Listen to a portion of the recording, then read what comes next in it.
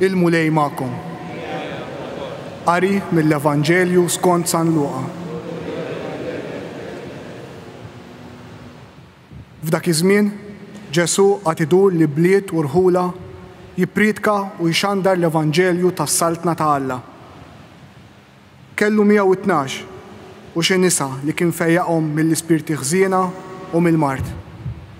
Marija li kienu jgħidula ta' Magdala, li minna kienu ħarġu 7 xjaten. Ġwanna, Martħuża, prokuratur ta' Erodi, Sużanna u ħafna oħrajn li kienu jaqduhom minn ġidhom. Il-kelma tal-mulej.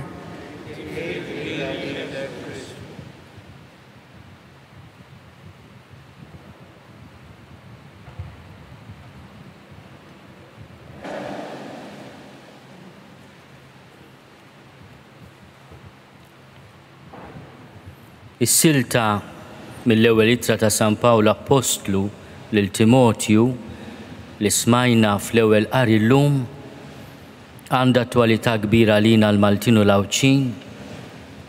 Aħna niċċelebraw dan l-anniversarju tal-lum l-Indipendenza 2021. Din is-silta mill-kapitlu 6 tal-ewwel ittra lil Timotju, San Pawl qiegħed jindirizza lid-dixxiplu Ażiż li kien maħtur bħala lider mexxej kap ta' komunità.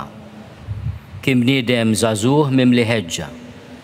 L-Apostlu missierna jeżortah biex ikun ta' eżempju u jevita l-insidji tal-ħajja ta' raj ta' bniedem responsabbli minn komunità.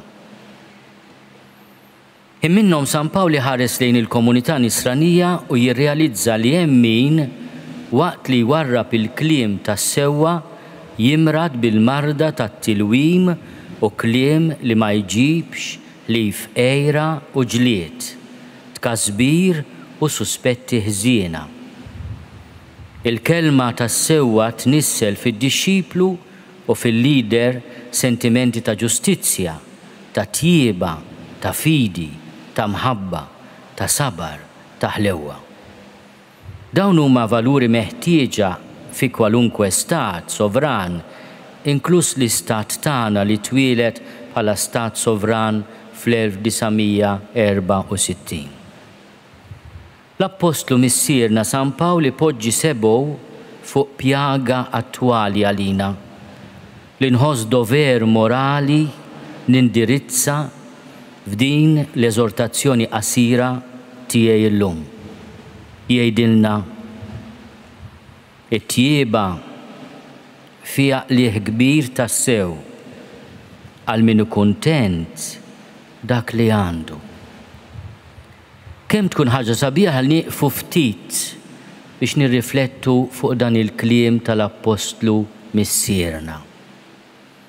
Għax fil-kelma tjieba jiena mhux biss nara il-pietas li huwa l-atteġġjament ta' devozzjoni lejn Alla, il-ħalliq ta' kollox u ta' kulħadd, imma nara wkoll ir-rażan u l-ġustizzja li huma l-bażi tal-armonija soċjali. Dan is-sens it-tjieba li hija wkoll ġustizzja soċjali fiha qlieħ kbir. Għax min hu kuntent b'dak li għandu jgħid San Pawl. Għax aħna xejn ma ġibna fid-dinja u xejn ma nistgħu nieħdu magħna. Sakemm għandna x'nieklu u x'nilbsu dan għandu jkun biżżejjed għalina. Imma dawk li jridu jistanew jaqgħu fit-tiġrib u fix-xibka u f'ħafna xewqat bla sens u taħsara li jitfgħu lill-bnedmin fil-qerda u t-telfien. Għax ir-reba għall-flus, il-għerq ta' kull ħażen. Kien ħtija ta' din ir-reba li xi wħud ħarġu barra mit-triq tal-fidi u nfnew b'niked kbir. M'hemmx għalfejn nieqfu fuq ġrajiet reċenti biex nifhmu kemm dan il-kliem tal-Apostlu missierna huwa kliem ta' għerf u ta' verità. Waħda mill-mardiet li qed jaħkmu l-Istat Malti jew lis-soċjetà Maltija aħjar huwa proprju l-marda tar-reba. Ir-reba hija espressjoni ta' individwaliżmu sfrenat. Moqdi jien, moqdi kulħadd. Jiena l-ewwel, it-tieni jiena, it-tielet jiena u jekk jibqa' jiena wkoll. Imma min hu kuntent dak li għandu, min bi gratitudni kbira jiekol il-ħobżna ta' kuljum maqluha bl-araq ta' ġbinu, b'qalb safja, b'kuxjenza retta, b'sens kbir ta' ġustizzja.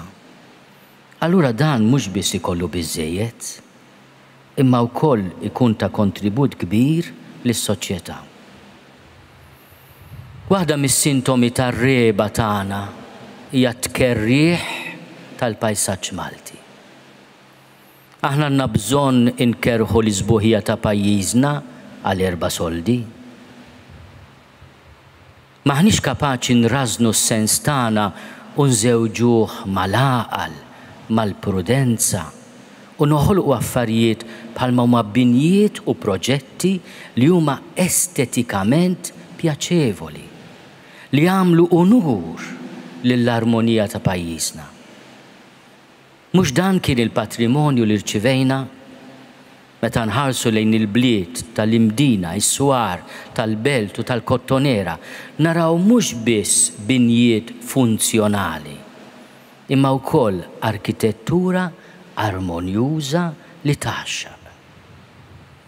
Nistgħu ngħidu l-istess għal binjiet li bihom qegħdin inġarfu s-sens sabiħ ta' pajjiżna. Mhuwiex sintomu ta' reba dan speċjalment meta mhux bil-fors qed innibnu bi skop li nipprovdu djar fejn ngħixu, imma biex sempliċement nagħmlu iktar flus. U jekk wieħed jgħidli għax hekk indawru r-rota, imma bliema prezz. Bliema prezz. Ħafna drabi jekk aħna biex nuża l-kelma ta' San Pawl naqgħu fit-tiġrib u fix-xibka tar-reba nispiċċaw biex inċaħdu mhux biss lilna nfusna u lil uliedna mill-kwalità ta' ħajja li tixirqilna, imma wkoll lill-ġenerazzjonijiet futuri. Aħna kollha, il-koll kemm aħna ħerqanin biex ir-reputazzjoni ta' Malta tkun dejjem reputazzjoni li nkunu kburin biha. Imma qabel inwaħlu f'ħaddieħor u forsi fil-ġudizzju qiebes ta' ħaddieħor ta' min nieqfu u nagħmlu eżami ta' kuxjenza. Forsi l-kilba għall-flus faċli qiegħda teqret ukoll is-sinsla morali ta' pajjiżna.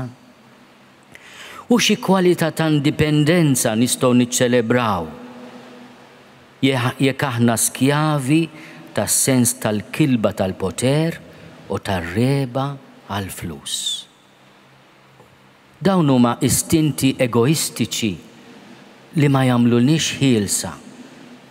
U jekk aħna niċċelebraw l-indipendenza tagħna u l-ħelsien ta' pajjiżna minn kull kondizzjonament kolonjali u militari, hemm bżonn nieqfu naħsbu. Imma aħna waqajna f'xi jasar, il-jasar tal-kilba tagħna stess għall-poter jew inkella għall-flus. L-aħħar ħsieb tiegħi jdur lejn is-silta mill-Evanġelju ta' San Luqa. Ġesu jdur il-bliet u l-irħula jippriedka u jxandar l-Evanġelju. L-aħbar it-tajba tas-saltna ta' Alla. Mhuwiex waħdu. Isieħeb miegħu 12 l-apostlu u xi nisa li kellhom l-esperjenza f'kuntatt ma' Ġesu tal-fejqan mill-ispirti ħżiena u mill-mart. Dawn in-nisa kienu ġejjin minn diversi klassijiet jew ċeti soċjali differenti. Marja ta' Magdala, post tas-sajjieda, u minn din il-mara kienu ħarġu Sebaxjaten. Kien hemm ukoll Ġwanna li kienet mara kollegata ħafna mal-poter, kienet mart Ħuża, il-prokuratur ta' Erodi, nistgħu ngħidu l-Ministru tal-Finanzi ta' Erodi. L-ironija hi li x'aktarx Erodi mingħajr ma kien jaf, permezz ta' din Ġwanna kienu wkoll qed jissussidja il-missjoni tal-imgħallem. U kien hemm ukoll Sużanna. Isem Sużanna huwa isem għażiż fl-Iskrittura għax ifakkarna fis-silta mill-ktieb ta' Danjel fejn mara Sużanna, Ludija Fidila u Safja tiġi akkużata b'mod inġust minn imħalfin korrotti. U Danjel jeħlisha bil-qawwa tal-erf mibgħut minn Alla. Kien hemm ħafna oħrajn u kollha kienu jaqduhom minn ġidhom. Id-diskors ta' San Pawl għalhekk mhuwiex kundanna tal-ekonomija, tal-finanzi, ta' dak kollu huwa progress u ġid ekonomiku. Wara kollox is-silta mill-Evanġelju ta' San Luqa tallimna li anke l-mulej kellu l-fundraisers tiegħu. Kellu lil dawk li kienu qed jgħinuh mill-ġid tagħhom u jaqduh.